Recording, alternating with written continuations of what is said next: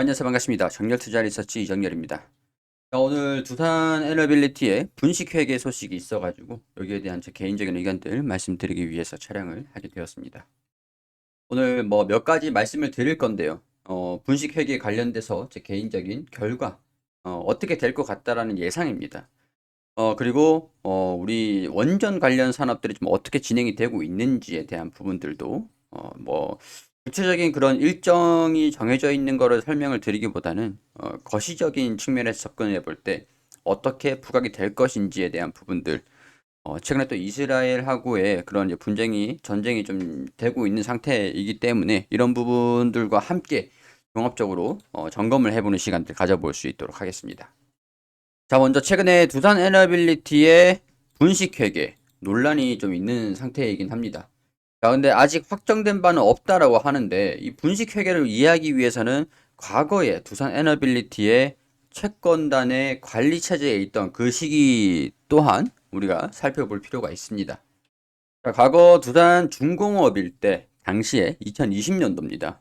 두산그룹은 뭐 적자가 계속 지속된 상황이었기 때문에 채권단에 좀 도움을 받으면서 위기를 극복하고 있었던 그런 시기인데요. 관련 내용들은 자세한 내용들은 이 기사를 참고해서 보도록 하겠습니다.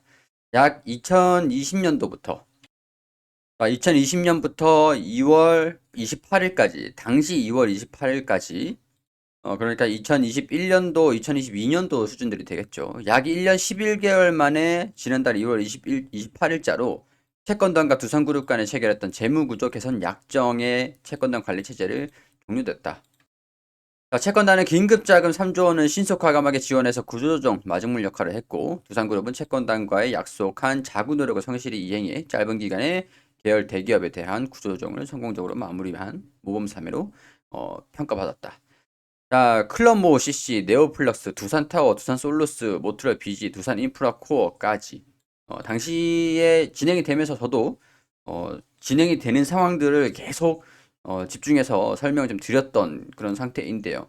아마 제 구독자 분들이시라면 두산 퓨어셀과 두산 에너빌리티 사면 변경까지 그리고 두산 밥켓의 현황까지도 다 알고 계실 거라고 생각을 하겠습니다.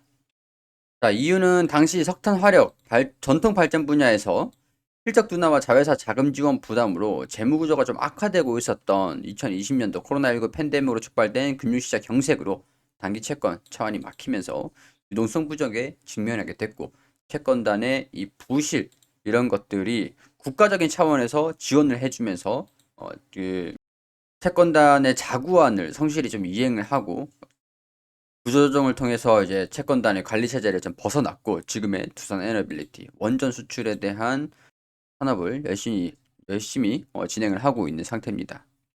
자, 왜 과거에 채권단 이야기를 말씀을 드리냐?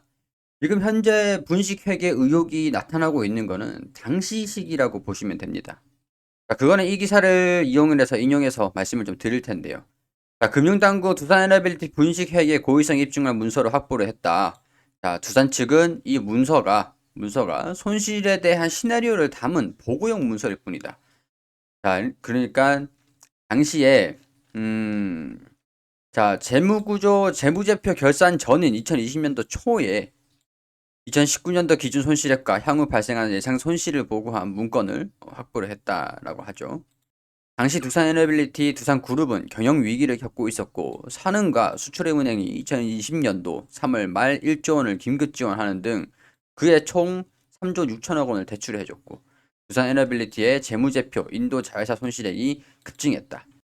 자, 2016년도부터 인도에서 수주한 화력발전소 총 2조 8천억 원 규모의 화력발전소입니다. 공사 관련해서 회계 처리에 위법 행위가 있었다라고 보고 있는데 공사 수주 후에 원가 상승에 따른 3천억 원 가량이 손실을 제때에 적시하지 않았다라는 이유가 분식회계의 원인이다라고 얘기를 하는 겁니다. 자, 보통 분식회계라는 것들은 회사의 경영의 성과가 실제보다 좀 좋아 보이도록 회계상 장부를 좀 고의적으로 조작하는 행위입니다. 이런 것들을 막기 위해서 감사도 진행을 하고 감리도 진행을 하고 하는 것들인데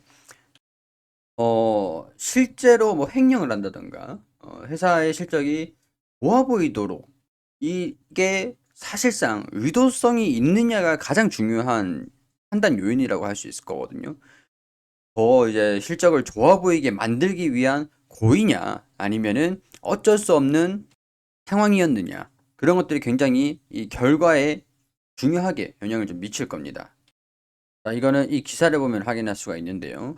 법인이 사전에 손실이 발생을 할 거라는 것을 사전에 인지하고 있었는데, 손실을 반영하면 기업 가치가 좀 하락할 것이다라는 것들이 좀 의도적으로 우려를 한 것들을 반영을 하지 않았다.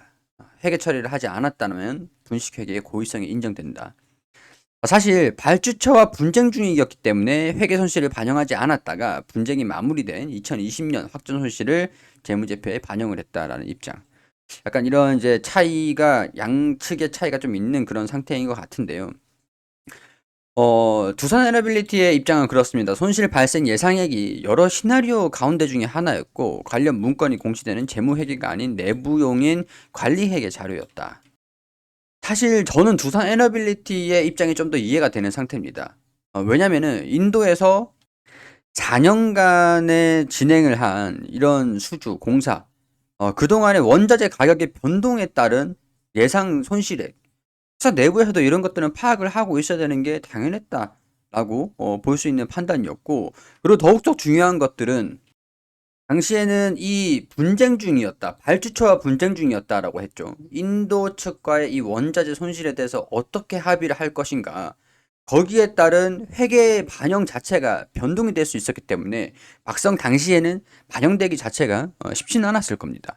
그리고 완전히 이 손실이 확정되지 않았던 그런 상태였었기 때문에 사업이 진행 중이었고, 실질적으로 재무로 반영되기가 좀 어려웠었던 그런 상태라고 볼 수 있을 것 같아요. 자, 분쟁이 마무리된 2020년도에는 확전 손실을 재무제표에 반영했다. 분쟁이 마무리된 뒤에도 이런 것들을 감췄다라고 할 수는 없는 게 되겠죠. 그러니까 저는 이런 부분들을 좀 봤을 때 의도적으로 회계 처리를 하지 않았다라는 내용들, 이런 것들은 살짝 유도리 있게 살짝 넘어갈 수 있는 부분들이 아닐까, 그런 생각들이 들 수밖에 없을 것 같습니다. 해외에서 사업을 하고 있는 기업들, 대부분 환율에 대한 요인들, 물론 리스크를 관리를 하고 있고 원자재에 대한 부분들도 리스크 관리를 하고 있기 때문에 막상 수주가 마무리되고 공사가 마무리되고 프로젝트가 끝나게 되면은 당시에 이제 원자재를 어떻게 리스크를 관리를 했느냐에 따라서 손실이 달라지게 되기도 합니다. 해외에서 사업을 하는 경우에서는. 그리고 대금이 늦게 들어오는 경우도 비일비재하기 때문에 이런 것들은 단순히 이런 수준으로 이해를 좀 해줄 수도 있는 부분들이 아닐까. 물론 이제 이런 것들이 관례적으로 이례적으로 진행이 되면은 안 되는 부분이라고 할 수는 있겠지만, 자, 해외 사업을 하다 보면 크고 작은 분쟁이 발생을 하고 예상되는 손실을 경영진에게 보고했다. 다툼 중에 손실을 인식하면 협상력이 약해질 수 있어서 분쟁이 끝낸 뒤에 손실을 확정해 반영했을 뿐이고 비용 증가를 숨기지도 않았다. 자, 이거는 나중에 추후에 완전히 마무리가 된 다음에 반영을 시켰던 것들. 자, 만약에 미리 반영을 시켰다라고 하면 어떻게 되겠습니까? 요즘 최근에 또 이런 얘기들이 좀 있었죠. 자동차 쪽도 그렇고 조선 쪽도 그렇습니다. 원자재에 대한 손실을 미리 어느 정도 예상을 하고 사전에 재무에다가 반영을 시켜버리는 게 충당금이죠. 충당금. 자, 미리 반영을 하는 것들은 추후에 이 재무에 대한 손실을 미리 선반영을 시켜가지고 추후에 재무를 긍정적이게 보이는 효과도 있을 수 있습니다. 자, 그럼 이것 또한 분식회계가 될 수 있지 않을까? 사업을 하는 입장에서도 뭐 마찬가지였을 겁니다. 협상력이 좀 약해질 수 있기 때문에 미리 반영을 시켰다. 그러면은 먼저 반영을 시켰으니까 뭐 그대로 가라. 이렇게 될 수도 있는 입장이니까 두산 에너빌리티 입장이었으면 협상력을 유지하기 위한 그런 수단으로서도 재무에 반영시키기 자체가 쉽지는 않았을 거라고 판단을 할 수도 있습니다. 그렇기 때문에 제 개인적인 생각에서 말씀을 드리면 분식회계라고 볼 수 있을까? 분식회계는 고의성이 크다면 분식회계가 될 수 있겠지만 고의성이 없기 때문에 분식회계라고 없었을 거라고 생각하고 싶은 것도 있겠죠. 자, 분식회계라고 보기는 좀 어려울 수도 있지 않을까. 물론 이제 회사 입장에서 봤을 때는 그렇다라고 할 수 있겠지만 선물위원회에서도 이렇게 걸고 넘어지는 이유가 있을 거라고 봅니다. 물론 이제 두산 에너빌리티가 해당 연도에 반영했다라는 것들, 그리고 금액이 그렇게 크지 않았다라는 것. 그러니까 원자재에 대한 그런 손실, 그리고 협상을 끝낸 다음에 반영이 됐던 그 금액, 원자재에 대한 손실을 완전히 다 반영을 시켰다라면 저쪽에서 인도 측과의 협상이 완전히 되지 않았더라면 원자재에 대한 손실을 두산 에너빌리티가 완전히 떠안았을 수도 있었던 그런 상태가 아니었을까. 그런 것들을 감안한다면 그 손실을 좀 줄일 수 있었던 그런 것들. 그러니까 피해 규모가 이 금액 자체가 이렇게 크진 않았다. 그런 것을 감안했을 때라도, 그리고 협상이 끝난 그 해 2020년도 당시에 회계로 반영이 되었다. 감추려고 했던 그런 의도가 크지 않았다. 이렇게 판단을 좀 할 수 있었기 때문에, 만약에 이제 증권선물위원회에서 과징금을 부과를 한다고 하더라도 여기에서 얘기하는 20% 이내의 과징금, 이 최대치를 부과하지는 않을 거라고 판단이 되게 합니다. 그렇기 때문에 이런 요인들로, 이런 이슈들로 인해서 가징금을 받게 되더라도 금액 자체는 크진 않을 것 같다. 그리고 당시에는 채권단의 관리를 받고 있었던 그런 상태이기도 했습니다. 끝자락이기도 했지만 채권단은 과연 이걸 모르고 관리를 진행을 했었던 거였을까?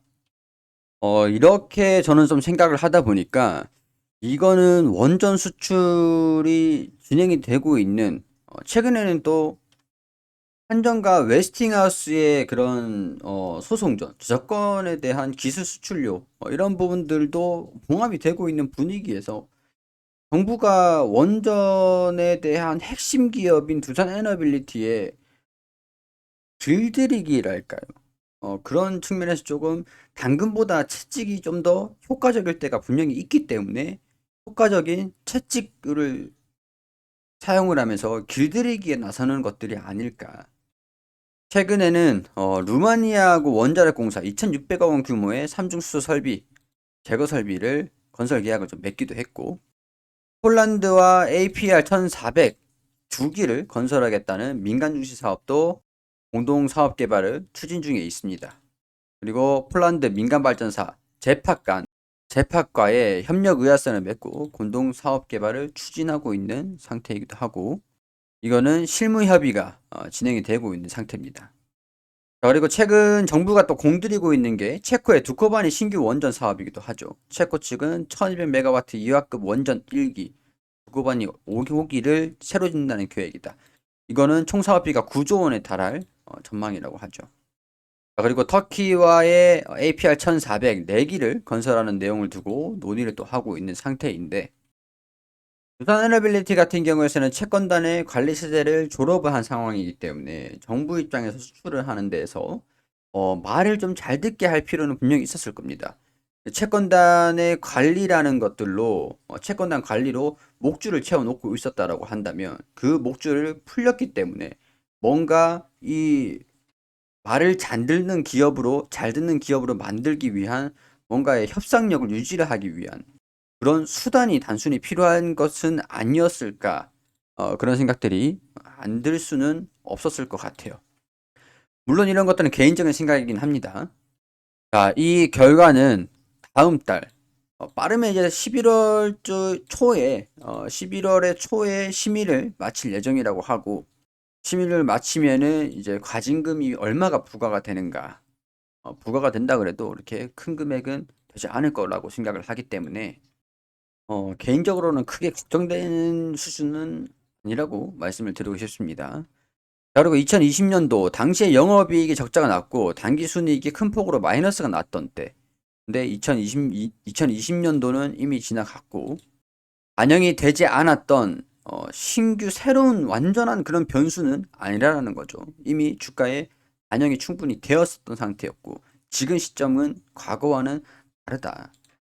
이게 만약에 이때 당시에 2020년도에 반영이 안 돼서 이번에 반영이 된다라고 했었다면 주가에도 변동이 필 수는 있겠지만 과거에 이미 반영이 끝났던 이슈를 가지고 과징금 정도, 정부의 입장에서도 원전을 수출하는데 주요 기업 중 하나가 두산 에너빌리티이기 때문에 기업 자체가 휘청거릴 정도의 과징금을 부담을 하기에는 부담스러울 수밖에 없을 겁니다. 정치적인 요인으로서. 자, 그렇다면 지금 주가는 왜 하락을 하고 있을까? 일단은 차트적인 부분들로 말씀을 좀 드리면 기술적인 부분들, 선일선까지. 물론 이제 시장이 안 좋았다라고 단순하게 치부를 할 수도 있습니다. 시장이 안 좋아서 뭐 가진금에 대한 다른 그런 이제 불확실성 때문에 외국인들은 매도를 하고 기관도 매도를 하고 이 불안감들이 주가에 반영이 되고 있는 상태다라고 할 수도 있겠지만 저는 좀 다르게 보고 싶습니다. 차트적인 부분들만 보는 것들이 아니라 여기 루마니아 그리고 이집트, 사우디 이집트와 사우디 최근에 있었던 이스라엘 여기에 국제 정세와 상당히 연관이 있을 수밖에 없겠죠. 예루살렘. 자, 예루살렘과 가자 지구 하마드입니다. 아마 지금 국내에서도 모르시는 분들이 없을 거라고 생각을 하고 설명을 좀 드리면요. 예루살렘의 진영은 미국 진영 그리고 자연스럽게 유럽이 될 거고요. 그리고 예루살렘. 지금 가자 지구 하마드 진영은 거기 팔레스타인 쪽이 될 수가 있겠죠. 하마드 진영은. 자, 최근에 이제 팔레스타인을 지지를 했던 국가들을 봤을 때 사우디 그리고 이란입니다. 그리고 사우디, 이란, 그리고 러시아 쪽이 될 수가 있겠고 뭐 중국도 관련이 있다라고 보면 되겠죠. 결국에는 진영 싸움이 될 수밖에 없는 겁니다. 자, 당시 지금 애초부터 우크라이나하고 러시아의 전쟁으로 인해서 가스가 유럽 진영에서는 막혔습니다. 지금 현재 상황에서. 가스가 막힌 상황에서 원전, 원전에 대한 부각이 높아지고 더군다나 반대급부로 LNG의 수요가 급증하게 됐었죠. 전기, 가스, 에너지. 자, 보면은 사우디하고 이란 석유를 공급하는 국가입니다. 자, 전 세계에 공급되고 있는 이란은 미국이 지금 제재를 하고 있는 그런 상태이고 자, 진영을 봤을 때 미국의 제재, 이란은 제재를 받고 있는 상태고요. 사우디는 전 세계에 석유를 공급하고 원유를 공급하고는 있는 상태이지만 감산을 진행을 하고 있는 상황에서 유가를 끌어올리기를 원하는 그런 상태이고 추가 감산에 대한 여부들은 좀 더 판단을 시기적인 부분에서 좀 이르긴 합니다. 자, 어찌됐든 간에 미국이 이 예루살렘을 보호하기 위해서, 이스라엘을 보호하기 위해서 이 호르무츠해를 어, 봉쇄를 한다면 유가는 천정부지로 올라갈 수 있기 때문에 그런 부분들을 경계를 하고 있다. 이렇게 보시면 될 것 같아요. 자, 이란 바로 앞에 여기가 호르무즈 해협입니다. 자, 여기를 이란이 국제 제재를 받으면서 미국의 압박으로 국제 제재가 더 심해져서 이 지역을 봉쇄를 해버린다면 사우디에서 생산되는 원유의 수출과 그리고 전 세계 천연가스 생산 2위 국가인 카타르에서 해상의 수출로가 막혀버리게 되는 그런 상황이라고 할 수가 있습니다. 만약에 말이죠. 이 이스라엘의 전쟁이 중동으로 확전이 돼버린다면 그거를 막기 위해서 미국이 이란과 배후에 있는 사우디 그리고 이란이 밝혀져 버린다면 사우디아라비아는 팔레스타인을 지지를 한다 그랬지 하마스를 지지를 한다라고 하진 않았습니다. 자, 하지만 배후에 이란이 있을 수도 있지 않을까 그런 시장의 의문은 있는 상태거든요. 그게 만약에 확신이 된다면 그런 증거가 나와서 확신이 돼서 미국이 국제사회가 이란을 더 제재를 가한다면 이 해협이 막혀버리게 되고 그러면은 LNG와 석유 수출을 하는 공급이 전 세계 글로벌 공급이 막혀버리면서 유가와 천연가스 가격은 천정부지로 뛰어 올라가겠죠.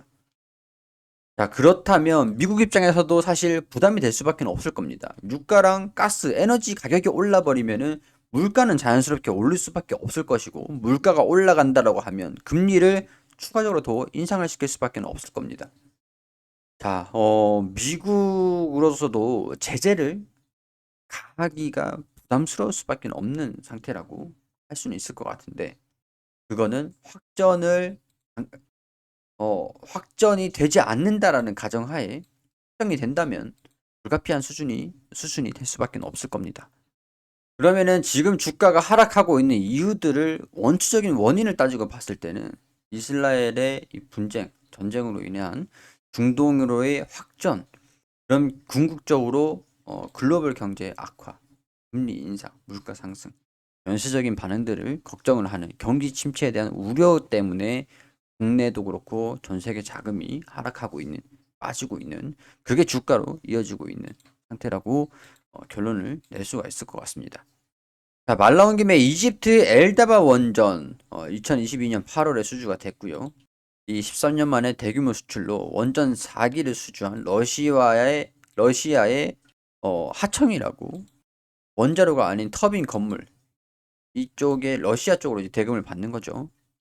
자, 그리고 사우디 쪽 18조 원 가량의 원전 수출 10기, 이런 것들도 중동 팔레스타인을 지지를 하겠다라고 했던 사우디와의 국제적인 마찰, 이것도 영향이 클 수가 있겠죠.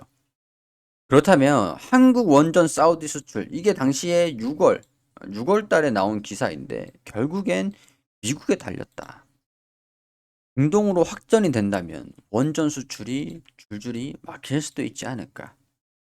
하지만 아이러니하게도 그 유가와 LNG 가격이 청정부지로 상승을 한다면 원전에 대한 필요성들은 더 부각을 받을 겁니다. 지금 현재 유럽 같은 경우는 미국에서 LNG를 공급받고 있고, 이쪽에 위치한 여기 위치한 카타르의 LNG 선으로 통한 LNG 운송이 진행되고 있기 때문에 LNG 공급까지, 러시아에 막힌 LNG 공급까지 여기서 이란에서 막아버리게 된다면 유럽이 타격이 클 수밖에 없습니다. 따라서 미국에만 의존하고 할 수밖에 없는 유럽 입장에서는 에너지의 안보를 위해서도 원전은 선택이 아닌 필수가 될 수밖에 없기 때문이죠. 따라서 중동 지역의 확전, 이런 것들은 사우디와 이집트 쪽에 불확실성이 증가되는 반면에 유럽 진영에서 루마니아가 되겠고, 폴란드, 그리고 프랑스는 원전을 자체적으로 만들 수 있으니까, 영국, 이쪽 국가들의 원전의 필요성들은 좀 더 높아질 수 있는 상황들이기 때문에 결국에는 시간이 지나기를 바라볼 수밖에 없는 상황이다. 굉장히 국제 정세가 복잡하게 돌아가고 있습니다. 자, 정리를 하자면 두산 에너빌리티의 분식 회계가 도마 위에 올라오고 있습니다. 자, 분식 회계는 채권단 관리 체제를 진행하는 도중에 발생된 그런 이슈였고, 당시에 이제 원자재 가격이 상승을 함에 따라서 이런 것들을 회계 처리하는 과정들, 분쟁이 마무리가 되고 난 다음에 2020년도에는 반영이 되었다라는 것들. 정부 입장에서는 두산 에너빌리티를 길들이기 위한 수단이 필요했을 것이라고 판단이 되고, 그런 상황에서 당근보다는 채찍을 사용하는 전략으로 가는 것들이 아닐까. 자, 원전은 수출을 해야 되는 입장에서 두산 에너빌리티가 휘청거릴 정도로 가진금을 강하게 부과를 시켜버리면은 정부에서 진행하고 있는 원전 수출도 차질이 있을 수 있기 때문에 금액 자체는 크진 않을 것이다 라는 제 개인적인 생각.